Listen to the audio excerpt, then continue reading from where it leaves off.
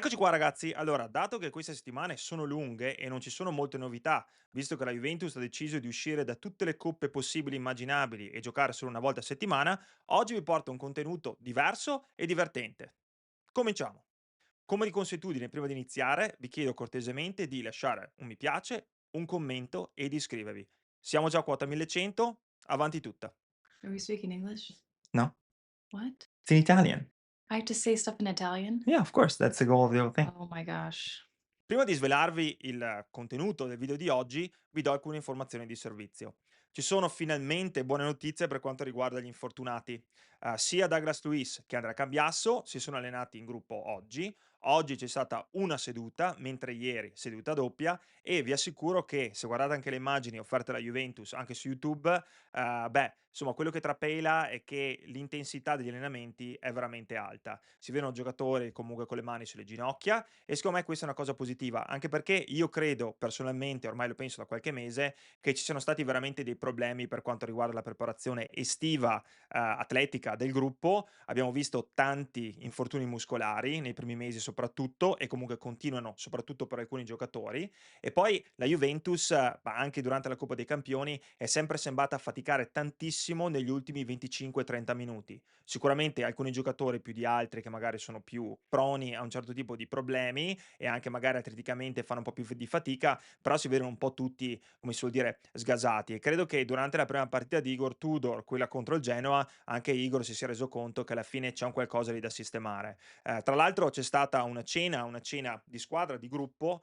al ristorante di Bonucci, vicino al centro di Torino. Si sono incontrati tutti, tutto il team e secondo me ha senso. Questo è un po' era stato fatto anche da Motta per cercare di, riunire un po' il gruppo, però Igor Tudor secondo me lo fa perché si rende conto che con solo 8 partite fino alla fine del campionato, tutti bisogna remare chiaramente verso la stessa direzione, che è poi quella del quarto posto, non ci sono altre alternative.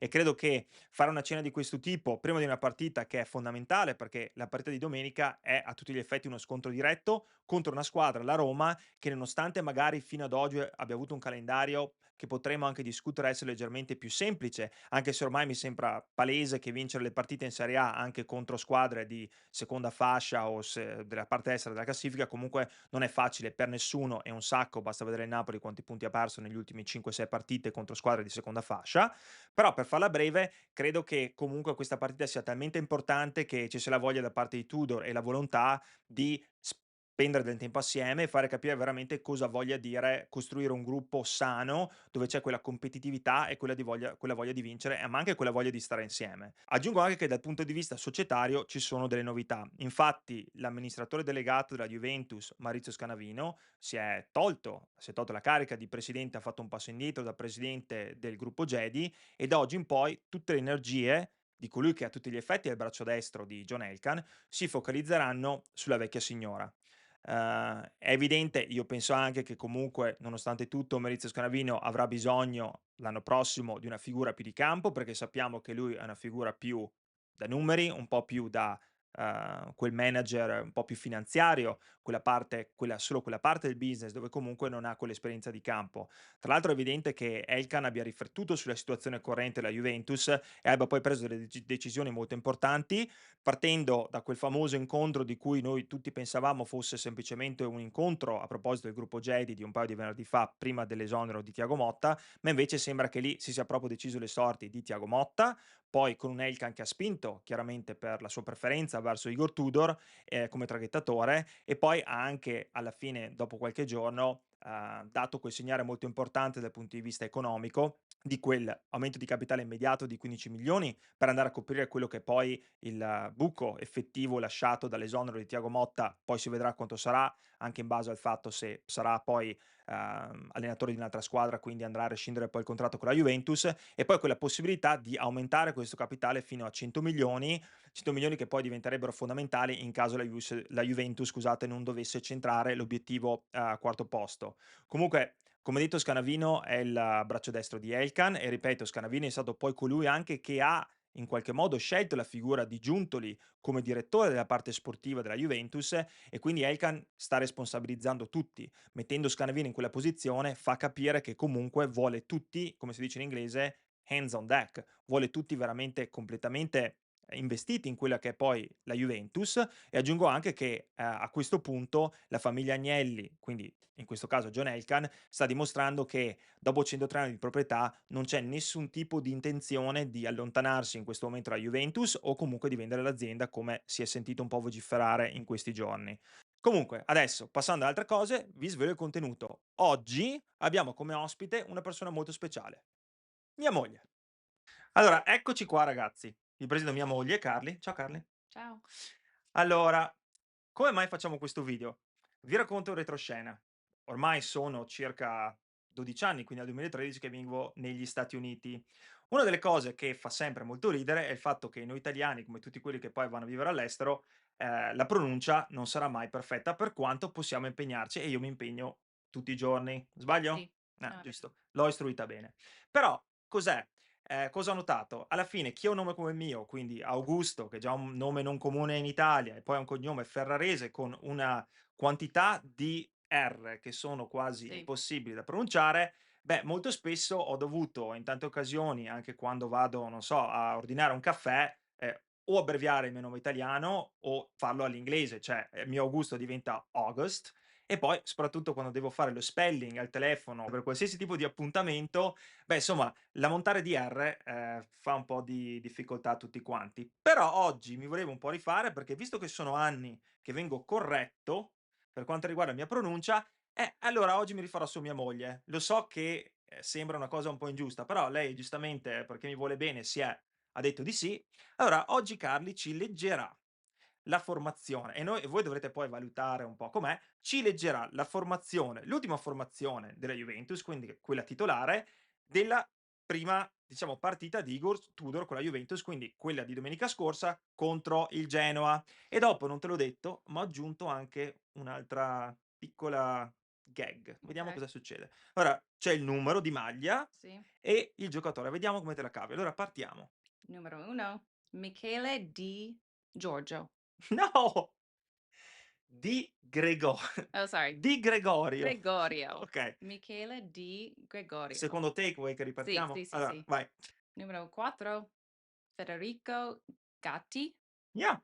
così. Poi che abbiamo? 12, Renato Vega, Yeah, bravo. okay. Esatto, Renato Vega.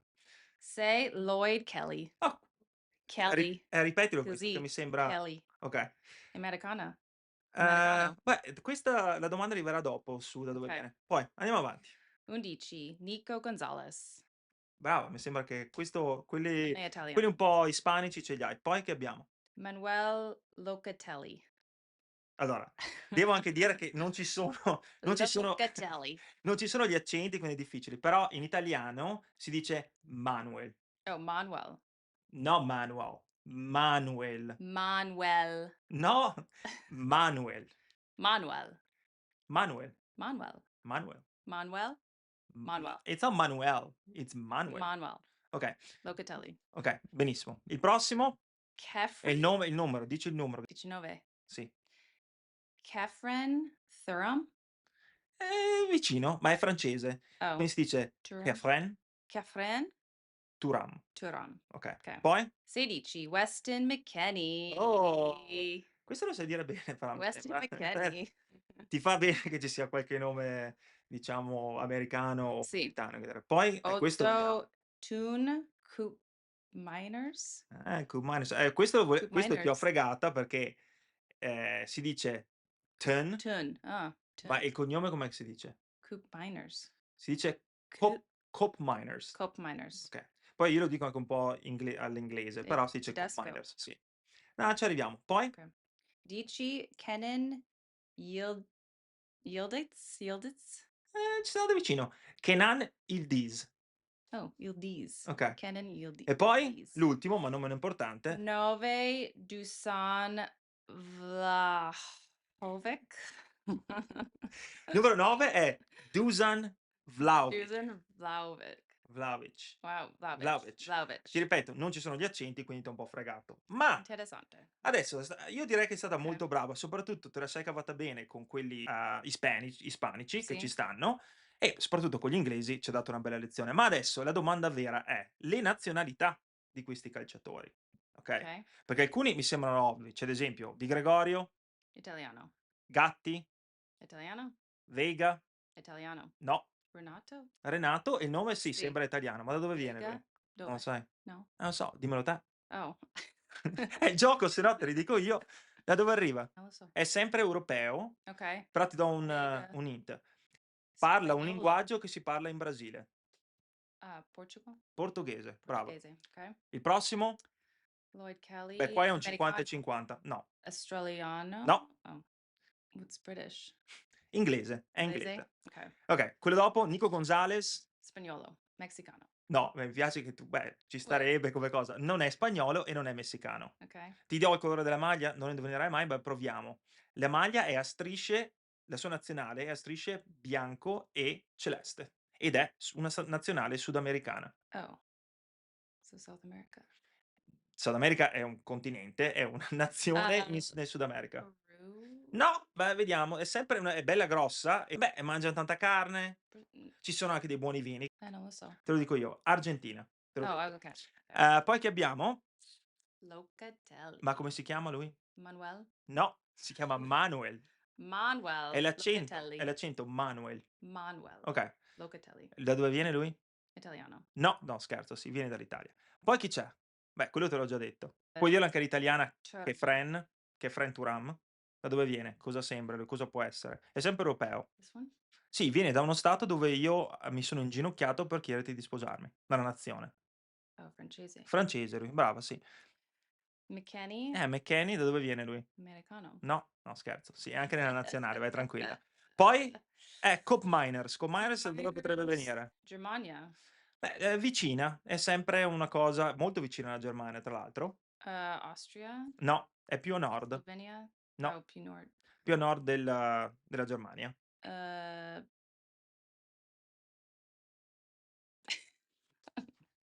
what is this class that I'm in? Eh, allora dimmi come la maglia loro si chiamano gli Orange, hanno la maglia arancione della loro nazionale. Inizia con la D in inglese e in italiano non si dice allo stesso modo, in inglese inizia con la D, la Oh, nazione. Denmark. No, Oh, so sì, Dutch. Dutch.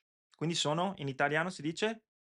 Olandesi. Olandese. Oh, Olandesi. okay. Ah, poi chi c'è? How do you say this again? Kennen.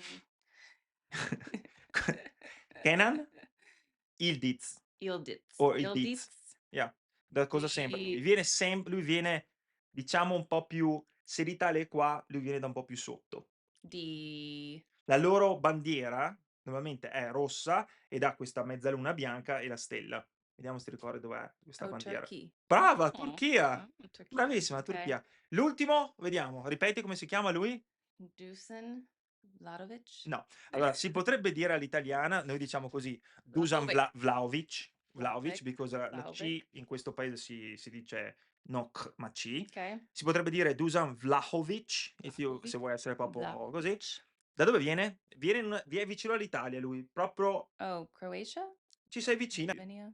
No, inizia sempre con la S. S Sono molto bravi a giocare a Switzerland. pallanuoto loro, water polo. Serbian, Oh, wow. Okay. Serbia.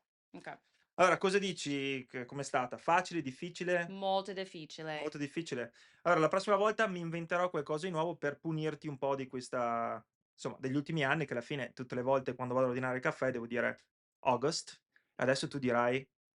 Vlahovic. Adesso prova a dargli quel nome lì quando vai a ordinare il caffè Ah-ah. al coso. Allora, se vi è piaciuto Vlahovic. ragazzi, ringraziamo Carli. Brava Carli, bel lavoro, eh. Grazie, Alla prossima. grazie. Ciao.